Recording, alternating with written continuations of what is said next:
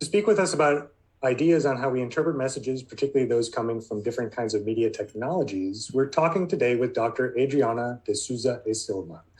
She is interested in how mobile and location-based interfaces shape people's interactions in public spaces. And she teaches courses on internet and society, as well as mobile communication. Dr. de Souza e Silva, thank you for taking the time to speak with us in COM 230. Thank you, Andy. It's great to be talking to you and to the students as well. So the question I've been starting each interview with is, how did you come to study communication? So that's an interesting question because I actually decided to study communication very early on. And I think right after I learned how to read and write in school, I used to tell everybody that I wanted to be a reporter and a journalist. So I was like about 8 or 9. And in my mind, I never had many questions about, never crossed my mind of doing anything else. So when I was approaching, finishing high school, and I simply knew I wanted to study communication. And in Brazil, I'm originally from Brazil, communication studies, journalism is one of the majors in communication. So I started school thinking I was gonna be a journalist and write for newspapers. And I learned how to do all of that. But when I was in college, I also started learning about page design and designing for newspapers and magazines. And I actually finished college wanting to be a designer. And I actually left and I went to work as a graphic designer for one of the major publishers in Brazil, Editora VIP in São Paulo. And that's interesting because when I was doing that job, I started questioning, I'm not that old, but at that time when people started using computers to design pages before things were doing by hand. And I started questioning how using that technology and computers would change how we organize information in space and information in pages. And I realized that working on a magazine gave me very little flexibility to question the page design and question how people were thinking about organizing information. But I knew that how you structure information in space actually influences how we understand information as well. It's not just the written words, but it's how you display it and how you see and visualize information. And that's when I decided to quit my job and went back to school to do a master's in communication because I wanted to be critical and question what was the influence of technology in the way we communicate with each other and that we organize information in space. And from there, I wrote my master thesis and then I went straight into the PhD, and my research evolved to organizing information on a two-dimensional space, which is the page, to a three-dimensional space. I was looking into virtual worlds on the internet and websites and how people interact and socialize with each other. And later on, I started kind of looking at, as you mentioned, how connecting to the internet with a cell phone also changes how we move around space and therefore communicate with each other. So it's like one thing led to the other. Mm-hmm.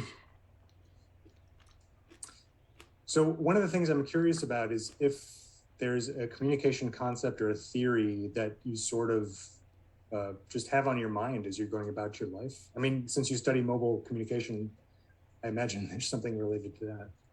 Yeah, so one concept that has been really foundational to my work is this idea of hybrid spaces. And to talk about that, actually, I need to go back and tell a little bit of story about my PhD work that I was talking about before, is that when I started looking into building virtual worlds and designing spaces that people could interact with each other, at that time it was like in the beginning of 2000s, the internet was booming and as a social space, and a lot of people were talking about these ideas of cyberspace. If you watched like that movie The Matrix, that people go into another space and they basically disconnect from their material bodies, right? So you go into that digital immaterial space.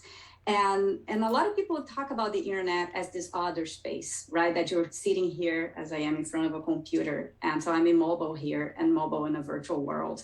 And around that time, cell phones were becoming popular as well. But most people would use cell phones to talk to each other and text message. And a lot of the early literature on cell phones would talk about cell phones as disconnecting us from the space where we are, so that you would call somebody and you're like not here anymore because you're talking to somebody who's not in that space, so you'll not pay attention to the environment around you. But then I started thinking, well, what happens when we are actually increasingly connected to the internet when we are walking around, because mobile devices were starting to support internet connection. So we are actually bringing that digital connection to our physical spaces, and the information we access, be it like location-based information, if you access information about a space that's around you, or if you can locate people that are close to you, it's actually influencing how we walk around our cities or our urban spaces and how we understand our physical spaces. So one of the things that I started thinking and talking about is that we don't have this like online space or digital space and physical space as separate entities that don't communicate with each other, but actually that we live in this hybrid space that encompasses both, and that it doesn't make sense anymore to talk about physical and digital because we live in a reality that it is embedded with digital information and internet connection. So that's kind of the core of my work. One thing we talked about in the very first week of class was the idea of social construction. And so how, in thinking about media and how we interact with media, how does that sort of go into this idea of social construction? Mm-hmm. So what I normally talk to my students about is that we have sometimes two ends of a spectrum, right? So first you had this early on, decades ago, these ideas of technological determinism, that people were really focusing on the medium and the technology and say, well, we need to, technology determines or changes how we talk to people or how we behave in the world. And then as a reaction to that, it came a school of cultural studies and critical thinkers who said, well, it's not the technology is neutral. Technology doesn't do anything. Actually, it's how people construct technology, because we make our technologies and then it depends on how each society is going to use the technology in a different way.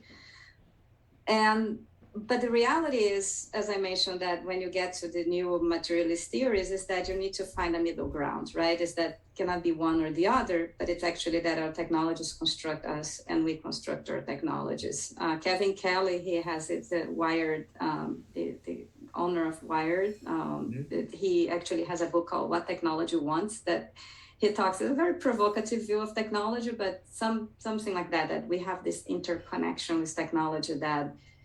So for example, if I use my glasses and they kind of become part of who I am. And in the sense that if you look at way back when we human beings, like with domesticated fire, was a kind of technology, right, that we invented, but it also changed how our digestive system works and how we can process food in our bodies in a way that if we didn't have that today, we would just not survive as a species. So technology also changes us and we construct them. So I think, and one of the theories that I like that really kind of works on that idea is the idea of actor network theory, that look at the interconnections and interactions between human and non-human agents. So people and things that are not necessarily human or things that are alive, but how they influence each other to create society. So it's not just saying that, society does things and creates technologies, that technology does things to us. And if you really want to do a critical analysis of things, you need to take into consideration the whole thing and how one part influences the other.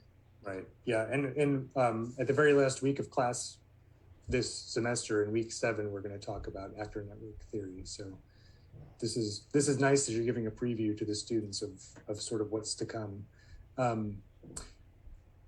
A lot of your research focuses on mobile communication technologies. And so what is like the new and exciting thing that's going on in that area of research that, our students might, because we're interacting with media every day, social media, all kinds of different media, our students might actually find really fascinating?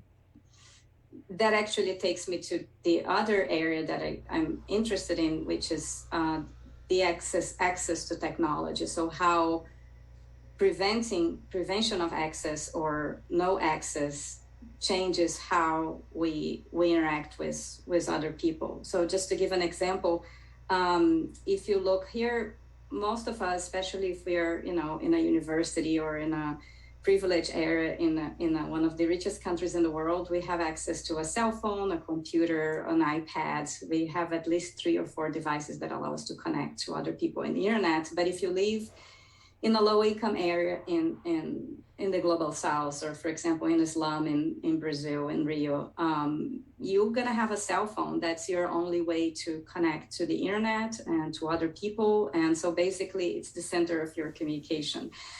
So one of the things I look at, how this socioeconomic inequalities change how people communicate and interact with each other as well. So recently, I've actually been developing a research on COVID mapping apps. So looking at the pandemic and how research institutes and especially non-government organizations and grassroots organizations, they started creating these applications to map the pandemic in their communities. By both getting community self-reported data, so in a place where you don't have tests, so you have no clue how the virus is spreading, but people can get an app on their cell phones, and since most of them have a cell phone, you can say your symptoms, and then they have algorithms that predict that you should get tested or not. And a lot of times communities, these slums, they are getting together and connecting with each other to provide this data and take care of themselves in a situation that the government doesn't do much to help the population to fight the virus. So they created their own dashboards to number of cases and deaths in the community. And based on that, they can get more tests and partner with other people and distribute food to the population. So I think I'm very interested in this interconnection between mobility, mobile apps and location-based data in situations where people are, kind of don't have that proper access, and how that can help. Right. Yeah, that makes a lot of sense. So on our Moodle page, I'm going to list your faculty profile and your email address. What's the best way for students to contact you if they want to know more about your research or your teaching? Well, they can just send me an email. I think that's easier. And if you want to know more about my research too, I have a website that you can share with them too. It's www.susiesilva.com that I normally put all my research and the things that I'm doing there. And also, you can look at our mobile gaming research lab website, because I've also have this lab that we study mobile games, and I normally work a lot with students who are interested in, especially mobile games, location-based games. We've been developing a research database of games, and I'm working with some computer science students on that. But we have also a physical collection of games, and I'm always looking forward to working with interested and motivated students who can collaborate in projects. Great. If you can send me those links, I'll put those up on the Moodle page too. Yeah, sure. Thanks again for joining us. Okay, thank you. To speak with us about ideas on how we